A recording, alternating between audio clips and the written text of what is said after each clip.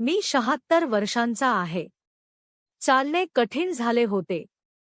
मग मी या 4 सवयी सोडून दिल्या. नमस्कार मित्रांनो. गेल्या काही वर्षांपासून दर महिन्यागणिक माझे पाय कमकुवत होत चालले होते. मला पूर्ण खात्री झाली होती की हा फक्त वाढत्या वयाचा परिणाम आहे आणि म्हातारपणात असे होणे स्वाभाविकच आहे. पण मग मी माझ्या रोजच्या आयुष्यातील फक्त 4 गोष्टी बंद केल्या. लक्ष द्या. मी माझ्या दिनचर्येत काहीही नवीन जोडले नाही. कोणतीही नवीन औषधं किंवा व्यायाम सुरू केला नाही. फक्त 4 सवयी पूर्णपणे थांबवल्यात आणि आश्चर्य म्हणजे काहीच आठवड्यात माझ्या पायांची ताकद परत यायला लागली. यासाठी मला ना कोणत्या महागड्या जिममध्ये जावे लागले, ना डॉक्टरांच्या फेया माराव्या लागल्या आणि ना कोणता महागडा हेल्थ प्रोग्राम घ्यावा लागला.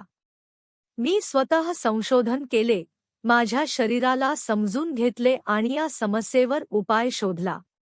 आजच्या या व्हिडिओमध्ये मी तुम्हाला त्या 4ही सवयींबद्दल सविस्तर सांगणार आहे, ज्यामुळे तुम्हीही तुमची हरवलेली हालचाल आणि पायांची ताकद सहज परत मिळवू शकता. आजपासून जवळपास 2 वर्षांपूर्वीची गोष्ट आहे. माझी अवस्था इतकी खराब झाली होती की मी माझ्या बेडरूमपासून घराच्या मुख्य दरवाजापर्यंतही भिंतीचा आधार घेतल्याशिवाय चालू शकत नव्हतो. दुपारपर्यंत माझे पाय असे वाटू लागायचे जणू ते माझेच नाहीत. जड, बधीर आणि निर्जीव. मी स्वतःलाच समजावून सांगितले होते की हे सामान्य आहे. शेवटी 76व्या वर्षी मी आणखी काय अपेक्षा करू शकतो? हाच विचार करून मी तेच केले जे भारतात अनेक लोक करतात. मी अधिक आराम करायला सुरुवात केली. जेव्हाही मला पायांमध्ये तो ओळखीचा जडपणा जाणवायचा, मी लगेच सोफ्यावर किंवा खुर्चीवर बसायचो. मला वाटायचे की माझ्या पायांच्या स्नायूंना खूप विश्रांतीची गरज आहे. मी सलग 6 आठवडे हेच करत राहिलो. परिणाम असा झाला की पाय सुधारण्याऐवजी आणखी कमकुवत झाले. बदल अचानक झाला नाही, तर हळूहळू आणि शांतपणे पाय अधिक निर्जीव होत गेले. जेव्हा आराम करूनही काही फरक पडला नाही, तेव्हा मी डॉक्टर आणि मित्रांच्या सल्ल्याने काही नवीन प्रयोग सुरू केले. मला वाटले की बाहेरील गोष्टी माझी मदत करतील. पण वास्तव काही वेगळेच होते. पहिला प्रयोग, गरजेपेक्षा जास्त आराम. मला वाटले की पायांना जितका जास्त आराम देईन, तितक्या लवकर स्नायू बरे होतील. पण उलट परिणाम झाला. पाय आधीपेक्षा अधिक बधीर, जड आणि निर्जीव वाटू लागले. दुसरा प्रयोग, कंप्रेशन सॉक्स म्हणजे घट्ट मोजे. माझ्या जुन्या मित्राने, रमेशने, ज्याला मी 1987 पासून ओळखतो, सल्ला दिला की त्याच्या पत्नीला यामुळे खूप आराम मिळाला होता. मी पूर्ण 3 आठवडे रोज ते मोजे घातले. मला वाटले की त्यामुळे रक्ताभिसरण सुधारेल. पण दुपारी 2 वाजेपर्यंत माझे पाय पुन्हा रेतीच्या पोत्यासारखे जड होऊ लागायचे. त्या मोजांनी मला फक्त मानसिक समाधान दिले, शारीरिकदृष्ट्या मात्र काहीच सुधारणा झाली नाही. तिसरा प्रयोग, महागडे सप्लिमेंट्स. बेंगळुरूमध्ये राहणाऱ्या माझ्या मुलाच्या सल्ल्याने मी बाजारातून महागडे मॅग्नेशियम आणि कॅल्शियम सप्लिमेंट्स विकत घेतले. पूर्ण 1 महिना नियमाने गोळ्या घेत राहिलो, जेणेकरून शरीरातील पोषणाची कमतरता भरून निघेल. मी असे म्हणत नाही की ही औषधे निरुपयोगी आहेत. पण माझ्या पायांच्या कमजोरीवर त्यांचा परिणाम पूर्णपणे शून्य होता. 3 वेगवेगळे प्रयत्न आणि प्रचंड निराशा. त्याच वेळी मला समजले की समस्या औषधं किंवा सप्लिमेंट्सच्या कमतरतेत नाही, तर माझ्या एखाद्या रोजच्या सवयीत आहे. तो एक प्रसंग ज्याने सर्व काही बदलून टाकले. आमच्या कॉलनीत माझ्यापासून 4 घरे सोडून प्रकाशजी राहतात. मी त्यांना गेली 11 वर्षे ओळखतो. आमची अनेकदा सकाळच्या फेरफटक्यात किंवा संध्याकाळी पार्कजवळ भेट व्हायची. फक्त रामराम व्हायची, फार खोल चर्चा कधी झाली नव्हती. गेल्या वर्षी ऑक्टोबर महिन्यातील गोष्ट आहे. मी त्यांना पार्कमध्ये चालताना पाहिले आणि मला काहीतरी वेगळं जाणवलं. त्यांच्या चालण्याची पद्धत बदलली होती. ते फार वेगाने चालत नव्हते, पण त्यांची पावलं खूप मजबूत वाटत होती. जणू त्यांचे पाय जमिनीला घट्ट पकडून चालत होते. मी त्यांना थांबवून विचारले, प्रकाशजी, आज तुम्ही काहीसे बदललेले दिसत आहात. काय रहस्य आहे? तुमच्या पायात तर तरुणांसारखी ताकद दिसते. ते हसले आणि म्हणाले, दीनानाथजी, मलाही गेली 2 वर्षे तुमच्यासारखीच पायांची समस्या होती. मी तर पार्कचा एक फेरा सुद्धा पूर्ण करू शकत नव्हतो. पण मग काही नवीन करण्याऐवजी मी माझ्या 4 जुन्या सवयी बंद केल्या आणि सगळं बदललं. मी लगेच उत्सुकतेने विचारलं, त्या 4 वस्तू कोणत्या? त्यांनी पार्कच्या त्याच रस्त्यावर उभं राहून मला सविस्तर समजावलं. मी सरळ घरी आलो आणि त्याच दिवसापासून त्या गोष्टींवर अंमल करायला सुरुवात केली. त्या 4 सवयी ज्या तुम्ही लगेच बंद केल्या पाहिजेत. 1. हलताडुलता तासनतास बसून राहण्याची सवय. प्रकाशजींनी मला जी पहिली गोष्ट बंद करायला सांगितली ती म्हणजे कोणतीही हालचाल न करता सलग बराच वेळ बसून राहणे. येथे बसण्याच्या विरोधात बोललेले नाही, तर सतत बसून राहण्याच्या सवयीबद्दल आहे. माझी सवय अशी होती की सकाळी वर्तमानपत्र घेऊन किंवा टीव्ही समोर आरामखुर्चीत सलग 2-3 तास उठल्याशिवाय बसून राहायचो. जेव्हा आपण इतका वेळ हलता बसून राहतो, तेव्हा आपल्या पायांच्या स्नायू जणू स्लीप मोडमध्ये जातात. पायांमधील रक्तप्रवाह मंदावतो आणि रक्त खाली साचू लागते.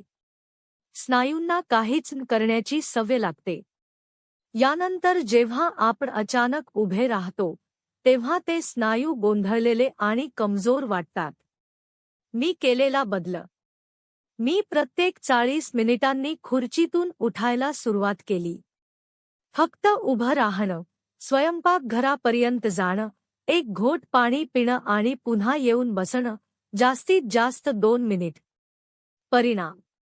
सुरुवातीच्या 5 दिवसात काही फरक जाणवला नाही. पण 5व्या दिवशी सोफ्यावरून उठताना मला भिंतीचा आधार घ्यावा लागला नाही. दुसऱ्या आठवड्याच्या शेवटी दुपारचा जडपणा बऱ्याच प्रमाणात कमी झाला. आता अलार्म वाजला की मी लगेच उठतो, थोडं चालतो आणि मग पुन्हा बसतो. 2. घरात सतत खूप गादीदार किंवा जाड तळव्याच्या चपला घालणे.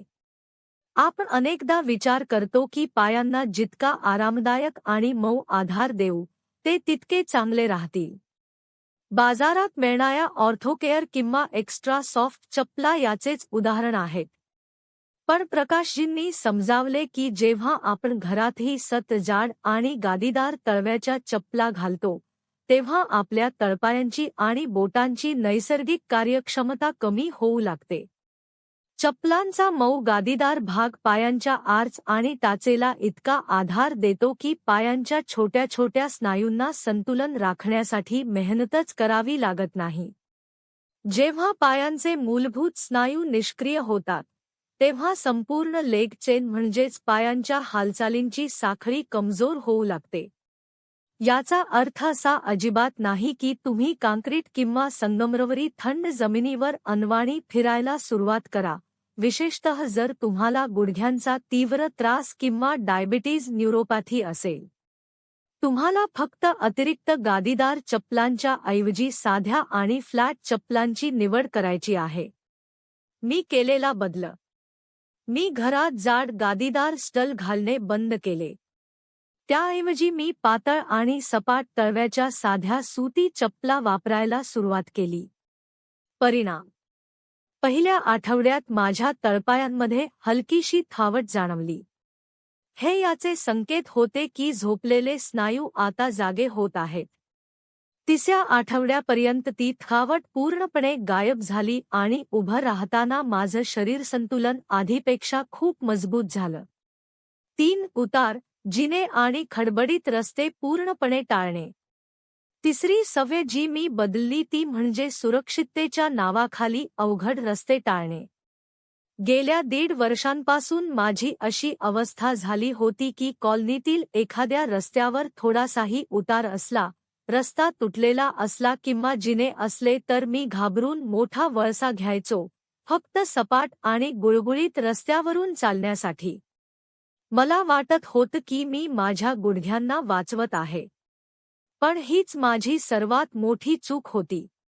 जेव्हा आपण फक्त अगदी सपाट पृष्ठभागावर चालतो, तेव्हा आपल्या पायांतील फक्त मोठे स्नायू काम करतात. पण गुडघे आणि घोट्यांभोवती असणारे छोटे स्टेबलायझर स्नायू निष्क्रिय होतात, जे शरीराचा तोल सांभाळण्याचे काम करतात. हे छोटे स्नायू तेव्हाच मजबूत होतात जेव्हा पायांना थोडे चढउतार किंवा असमान रस्त्यांचा सामना करावा लागतो.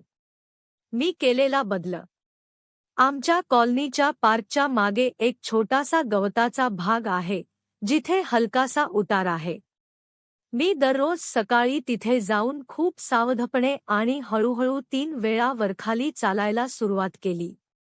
परिणाम: पहिल्या आठवड्यात हे खूप कठीण वाटलं. पाय थक होते.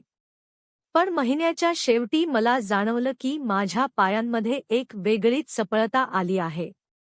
माझे पाय आता माझ्या नियंत्रणात होते आणि ते जमिनीवर आधीपेक्षा अधिक चांगला तोल राखत होते.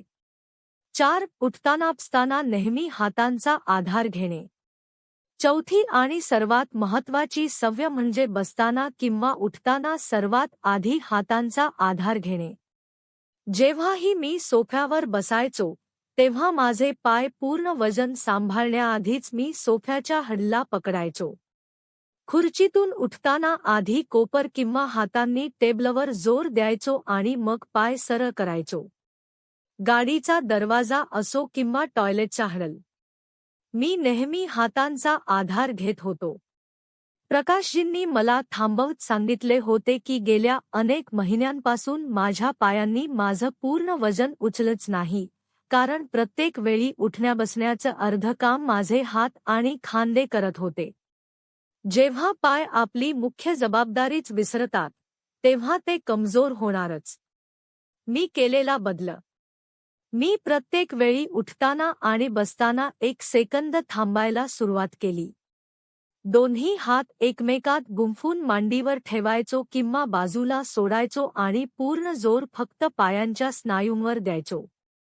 परिणाम: सुरुवातीचे काही दिवस असं वाटायचं की मी पडेन. पण 2 आठवड्यांतच माझ्या पायांना त्यांची जुनी जबाबदारी पुन्हा आठवली.